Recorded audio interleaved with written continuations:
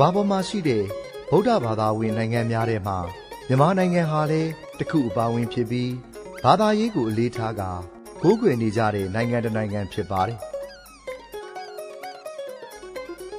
လူဦးရေတန်းပေါင်းများစွာရှိတဲ့အထက်ကအခုလိုဖျားရှင်ပွင့်တော်မူရာမြစ်စီမဒေသသို့တွားရောက်ဖူးမြော်ခွင့်ကြုံခဲ့ကြသောမိဘပြည်သူများဟာ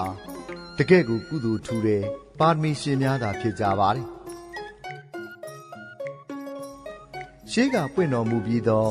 မြတ်စွာဘုရားအစူစူတို့သည်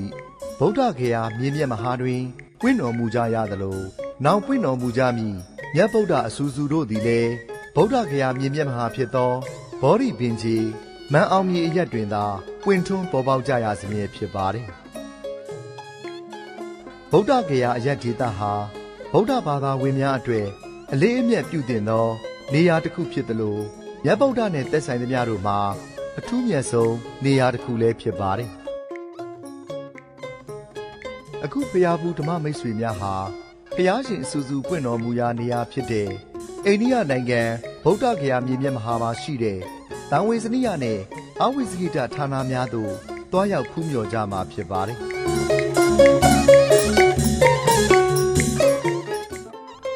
ဗုဒ္ဓဂယာမြေမြတ်မဟာကိုရောက်တာနဲ့အဝေးကပင်လှမ်းမြော်ဖူးမြင်နိုင်တဲ့မဟာဗောဓိဇီရီတော်ကြီးပဲဖြစ်ပါတယ်မဟာဗောဓိဇီရီတော်ကြီးဟာဗုဒ္ဓဘာသာဘုရားဖူးများအတွက်အလွန်သက်ပယ်တော်မူတဲ့ဇီရီတော်ကြီးပဲဖြစ်ပါတယ်အာတောကမင်းကြီးစောင်းလုံးတူတန်းထားပြီးမြမဘီဆက်ဆက်တို့ရဲ့ကောင်းမှုတော်လည်းပဲဖြစ်ပါတယ်ဇီရီတော်ကြီးကိုတဲကြောင်များဖြင့်တိဆောက်ထားတာဖြစ်ပြီးဖနတ်တော်48ပေရန်တော်အမြင့်190ပေရှိတယ်လို့သိရှိရပါတယ်ဇေဒီကြီးရဲ့နိုင်ရန်ကတ်နိုင်မှုတို့မှာဖျားရုပ်ထုတော်များထားရှိပြီးအဆောက်အဦရဲ့လေးမျက်နှာနိုင်ရန်မှာပလဲကုန်းပုံတရံများဇံပြန်ရတဲ့ပုံများနဲ့စမ်းကြယ်စွာထုလုပ်ချဲ့သားလို့ထားပါတယ်ခရစ်နှစ်နှစ်ရာစုကံမှာ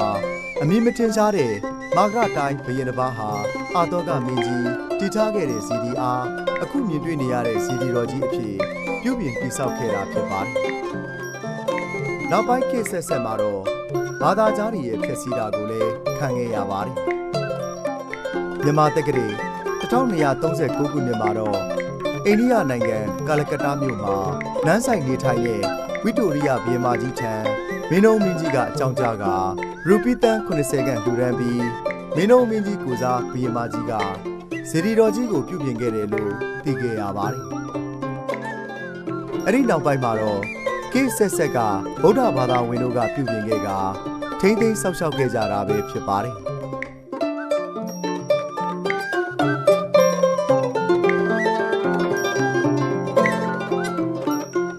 ဇေဒီတော်ကြီးတွင်းမှာတော့ဖျားဆူဆူပွင့်တော်မူရာအထိမ့်မှန်အနေနဲ့ဘူမိဖတ်တမုဒရာဗုဒ္ဓရုပ်ပွားတော်ကြီးတဆူကိန်းဝေစံပေတော်မူလျက်ရှိပါတယ်ဒီရုပ်ပွားတော်ကြီးရဲ့မဏိတော်တဲ့တဲ့မှာမြန်မာနိုင်ငံအလှူရှင်တွေက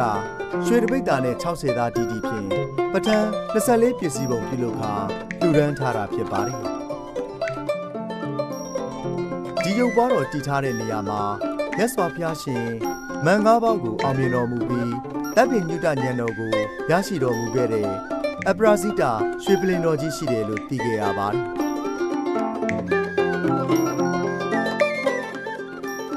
ဘုရားဆူဆူပွင့်တော်မူရာဌာနဖြစ်တဲ့မဟာဗောဓိပင်နဲ့အပရာဇိတရွှေပလင်တော်ဖြစ်ပါတယ်မြတ်ဗုဒ္ဓဟာဒီနေရာမှာတပ်ပင်ညုတရွှေဉာဏ်တော်ကိုရရှိတော်မူပြီးဘုရားဖြစ်သူရောက်ရှိပြီးတဲ့နောက်အနေကဇာတိအစရှိတဲ့ဥဒန်းတို့ကိုကျူးရင်တော်မူခဲ့တဲ့နေရာလည်းဖြစ်ပါတယ်။ဘုရားလောင်းတော်ဟာရရိတ်သမားတုတ္တိယလှူတဲ့မျက်ရှိစုပ်ကိုဒီမဟာဗောဓိပင်ရင်မှာဖြန့်ခင်းလိုက်တဲ့အခါ14တောင်ကျယ်ဝန်းတဲ့အပရာဇိတပလင်တော်ကြီးပေါ်ပေါက်တော်မူလာခဲ့ပါတယ်။ဘုရားလောင်းတော်ဟာအဲ့ဒီပလင်ထက်မှာထက်ဝယ်ဖွဲ့ခွေထိုင်တော်မူပြီးအာနာပါနဇံကိုဝင်စားတာဘုရားမဖြစ်သမျှဒီနေရာကနာမထားလို့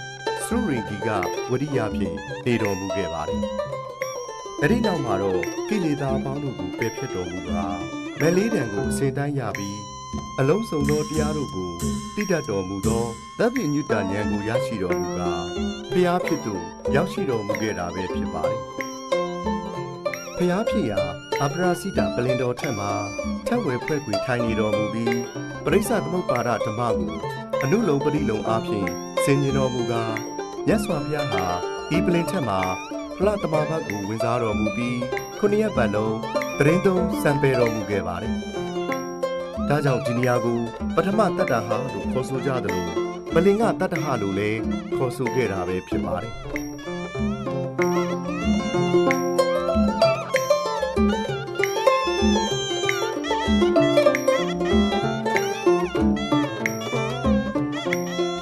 ဒုတိယတတ္တဟလို့ခေါ်တဲ့အာနိမိတ်တတတ္တဟပဲဖြစ်ပါတယ်။မြတ်စွာဘုရားရှင်သည်ဖျားဖြစ်သူရောက်ရှိတော်မူပြီးအပရာစိတပလင်ထက်မှာခုနှစ်ရက်ပတ်လုံးစံပယ်တော်မူပြီးတဲ့နောက်ဒီစီဒီတော်နေရာကိုကြွချီတော်မူကားဘောလီပင်နဲ့ရွှေပလင်ကိုမျက်လုံးတော်မမိတ်မတုံတစိမ့်စိမ့်ရှုစားတော်မူခဲ့တဲ့နေရာဖြစ်ပါတယ်။မြတ်ဗုဒ္ဓဟာလေးသိချီနဲ့ကဘာတသိန်းကာလပတ်လုံးဒါနအစရှိတဲ့ပါရမီတော်တို့ကိုဖြည့်ကျင့်တော်မူပြီးမှတပ်ပင်ညုတရွှေဉာဏ်တော်ကိုရရှိခဲ့တဲ့ထူးမြတ်တဲ့နေရာကိုခုနှစ်ရက်ပတ်လုံးစူးစူးဆိုင်ဆိုင်ကြည်တော်မူခဲ့တဲ့နေရာပဲဖြစ်ပါတယ်။ဒါကြောင့်ဒီနေရာကိုဒုတိယတတ္တဟလို့ခေါ်ဆိုခဲ့ကြတာဖြစ်ပါတယ်။တတိယတတ္တဟခေါ်စင်္ကမတတ္တဟဖြစ်ပါတယ်။ဒီနေရာမှာမြတ်ဗုဒ္ဓဟာခုနှစ်ရက်တိုင်းတိုင်းဈဉ္ဉံလျှောက်ခါဖလားတမဘတ်ဝင်စားခဲ့တဲ့နေရာဖြစ်ပါတယ်။မြတ်စွာဘုရားရှင်သည်အာနိမိတ်တတတ္တဟနေရာမှာပလင်တော်ကိုခုနှစ်ရက်တိုင်းတိုင်းစိုက်ကြည့်တော်မူနေခဲ့ရာနတ်မြမာတို့ကဘုရားရှင်သည်ရွှေပလင်ကိုမျှခင်မင်တောင့်တခြင်းမပြတ်ထပ်၍ပြုအပ်သောမက်ကိစ္စရှိနေသေးတယ်လို့အထင်မှားခဲ့ကြပါတယ်။အဲ့ဒီအထင်မှားမှုကိုပယ်ဖျက်ဖို့ကောင်းကင်သို့ပြန်တက်ပြီးရေမီးစုံစုံသောတကူပြာရိဟာကိုပြတော်မူခဲ့ပါတယ်။အဲ့ဒီနောက်ကောင်းကင်ကဆင်းသက်ခါယရနာဈဉ္ဉံကိုဖန်ဆင်းပြီးခုနှစ်ရက်ပတ်လုံးဈဉ္ဉံကြွကဖလားတမဘတ်ကိုဝင်စားခဲ့တဲ့နေရာပဲဖြစ်ပါတယ်။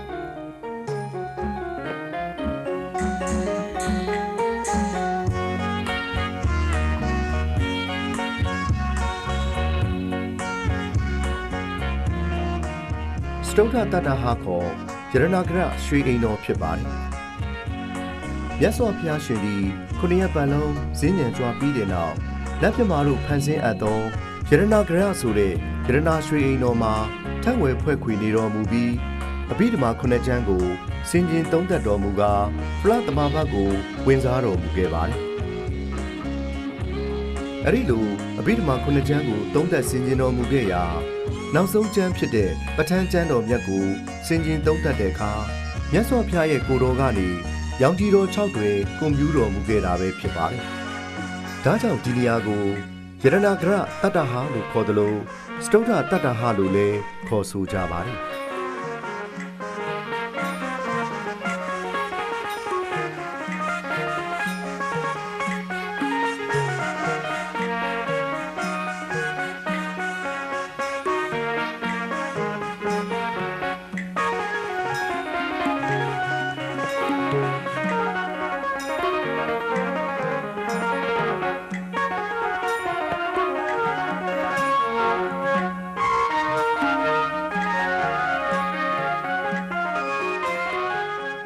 ပြစ္ဆမတတ္တဟခေါ်အဇပါလစိတ်ကြောင်းညောင်ပင်နေရာဖြစ်ပါတယ်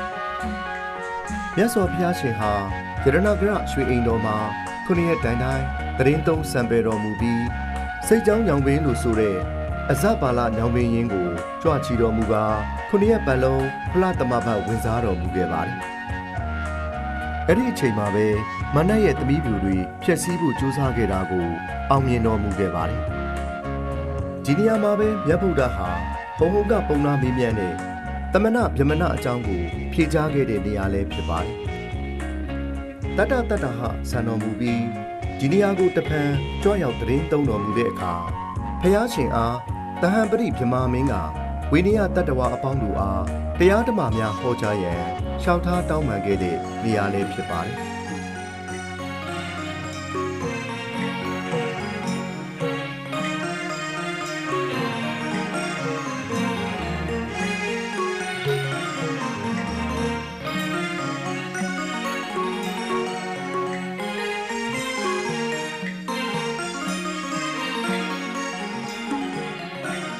သတ္တမတတ္တဟခေါ်မုံစလိန်နာတတ္တဟဖြစ်ပါတယ်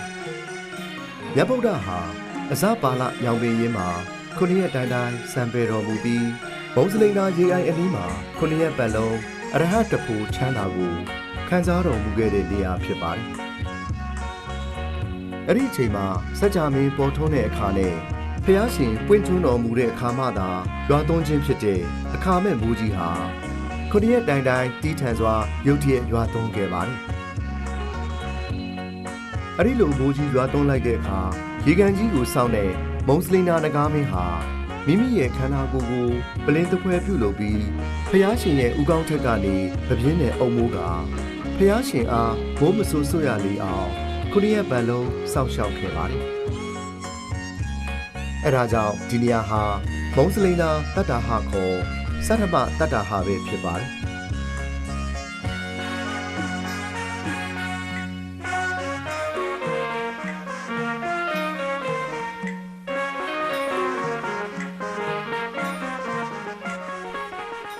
တတ္တမတတ္တဟလို့ခေါ်တဲ့ရာဇာယရဏတတ္တဟဖြစ်ပါတယ်မြတ်စွာဘုရားရှင်သည်မုံစလိန်နာရေအိုင်အနီးမှာခုနှစ်ရက်သတင်းသုံးစံပေတော်မူပြီးတဲ့နောက်လင်းလုံးပင်ရင်မှာခုနှစ်ရက်ဆက်လက်ပြီးသတင်းသုံးတော်မူကားအရဟတဖို့ပလတ်သမဖတ်ချမ်းသာကိုခံစားတော်မူခဲ့ပါတယ်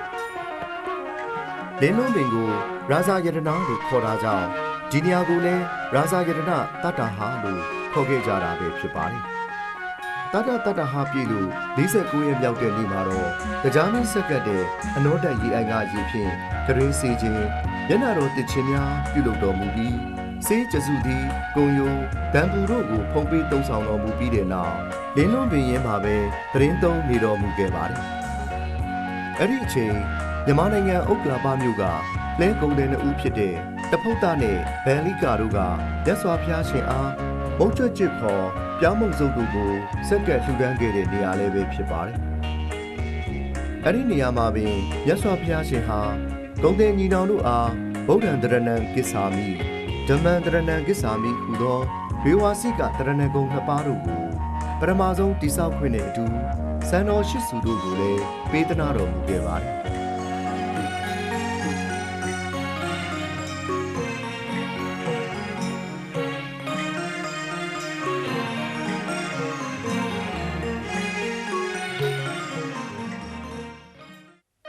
အခုမြင်တွေ့နေရတဲ့တောင်တန်းကြီးကတော့ဖျားအလောင်းတော်6နှစ်တာဒုက္ခရစရိယာကျင့်တော်မူခဲ့တဲ့ဥရုဝေလတောင်တန်းကြီးပဲဖြစ်ပါတယ်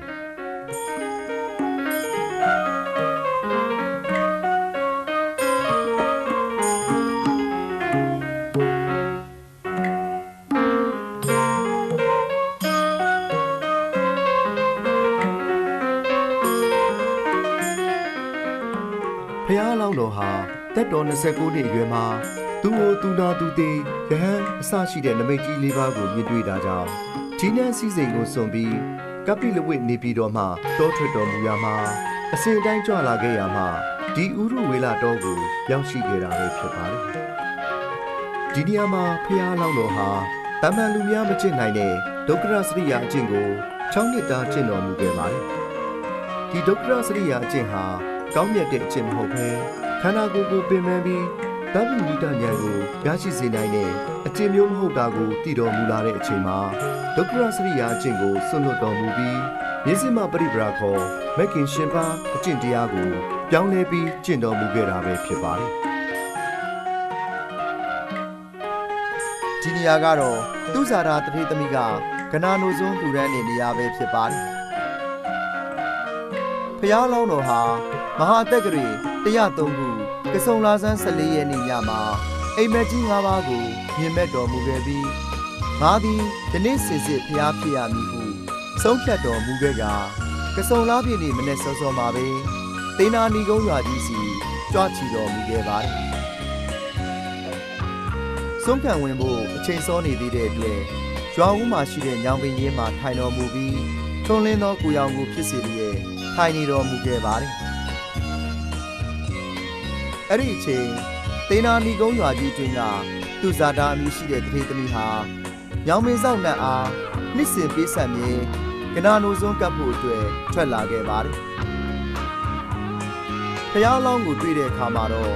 ညောင်မင်းဆောင်နဲ့အမှတ်နဲ့ဝမ်းသာအားရအသိမ်းတန်သောရွှေကွက်နဲ့တကွ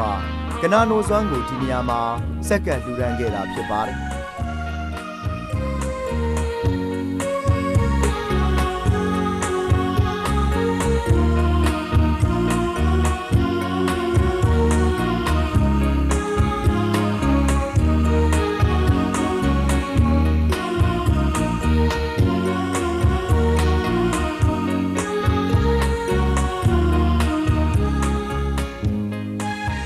နေရာကတော့ဘုရားအလောင်းတော်အားမျက်ရည်သမားတုတ်တိယကမျက်ရှိစုပ်ထူထမ်းခဲ့တဲ့နေရာပဲဖြစ်ပါတယ်။ဘုရားအလောင်းတော်ဟာသူစာတာလှူဒန်းတဲ့ကနာနိုစွန်းကိုဖုံးပေးသုံးဆောင်တော်မူပြီးဒေရင်စရာမြစ်မှာရွှေကွက်အားအထိတ်ထန်ကရေမျောခဲ့ပါတယ်။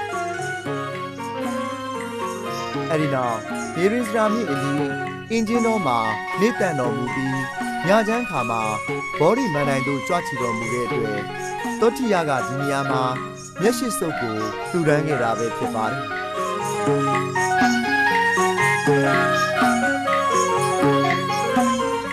ဂျပန်နိုင်ငံမှာရှိတဲ့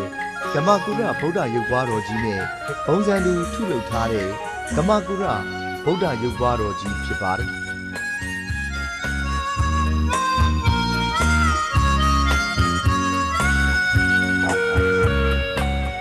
ရုပ်ပွားတော်ကြီးဟာပေ80ရှိပြီးရုပ်ပွားတော်ကြီးရဲ့ဘေးဘက်မှာတော့မဟာတာဝကတို့ရဲ့ပုံတော်တွေကိုလည်းရက်တော်မူပုံတော်များဖြင့်ထုလုပ်ပူဇော်ထားတာကိုလည်းအခုလိုဖူးမြော်ခဲ့ကြရပါတယ်